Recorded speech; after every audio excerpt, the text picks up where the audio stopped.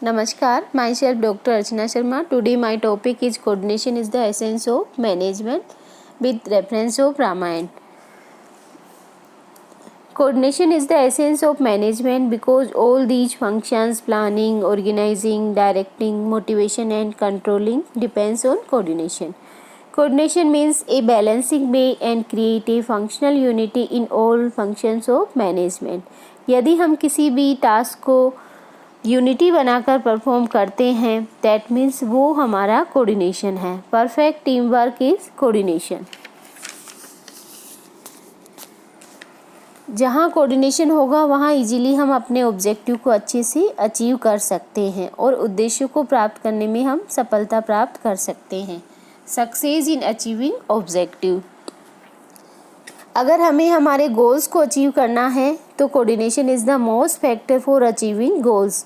इसका हम एक साइंटिफिक एविडेंस जो हिंदू धर्म के पवित्र ग्रंथ में श्री रामचरितमानस अर्थात रामायण से ले सकते हैं. जब रावण के द्वारा सीता हरण कर लिया गया था तब श्री राम ने अपनी टीम जामवंत, सुग्रीव, हनुमान व अंगद के साथ मिलकर पूरी वानर सेना को इस कार्य के लिए कोऑर्डिनेट किया और अंत में रावण पर विजय प्राप्त करके सीता जी तक पहुँचे. यहाँ लंका तक पहुँचना और सीता जी का पता लगाना ये 2 गोल्स टास्क थे जिसके लिए श्री राम ने अपनी पूरी सेना को कोऑर्डिनेट किया था. Unity of direction increase in morale. Ravan तक पहुँचने के लिए श्री राम ने अपनी टीम बनाकर वर्क किया. इस टीम में परफेक्ट कोऑर्डिनेशन था जिसमें जामवंत, सुग्रीव, अंगद व श्री हनुमान जी शामिल थे. श्री राम अपनी टीम के सक्सेसफुल लीडर बने बिकॉज इन्हें अपने टीम मेंबर्स पे पूरा बिलीव था और उनके हिडन टैलेंट पर पूरा विश्वास करते थे. श्री राम इन चारों योद्धाओं को अलग अलग दिशाओं में सीता जी का पता लगाने के लिए भेज दिया. इस कार्य को जामवंत के नेतृत्व में सुग्रीव, श्री हनुमान जी व अंगद ने पूरा किया. रावण तक पहुंचने के लिए श्री राम के द्वारा यूनिटी ऑफ डायरेक्शन को फॉलो किया गया अर्थात उनके निर्देशों में यूनिटी बनाकर कार्य किया गया था. श्री राम के द्वारा जो निर्देश दिए जाते थे वो सभी टीम मेंबर्स को सिमिलर बताए जाते थे. इससे उनके कार्यों में यूनिटी थी. दैट मीन्स कि परफेक्ट कोऑर्डिनेशन था.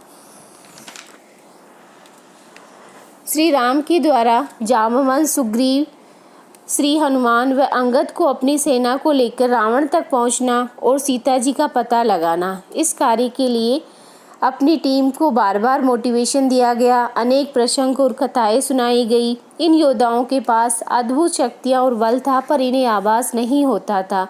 भगवान श्री राम के द्वारा समय समय पर इनके मोरल को इंक्रीज किया गया अर्थात इनके मनोबल को बढ़ाया गया और ये एक अच्छे कोऑर्डिनेशन के थ्रू ही पॉसिबल था.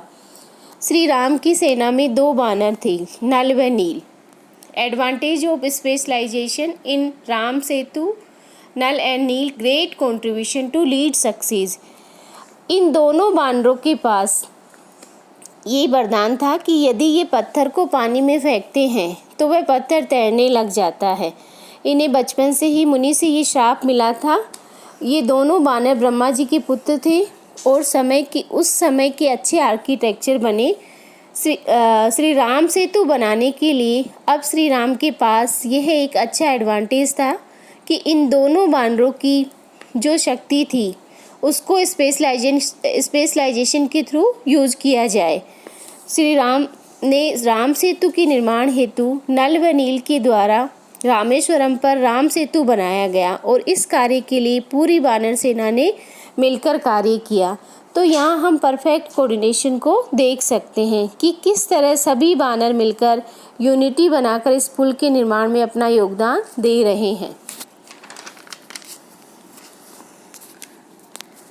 श्री राम के साथ श्री हनुमान जी जो एक इनिशिएटिव सक्सेसफुल लीडर बने बिकॉज इन्होंने ही सबसे पहले सीता जी का पता लगाया और श्री राम के गौरव को बढ़ाया.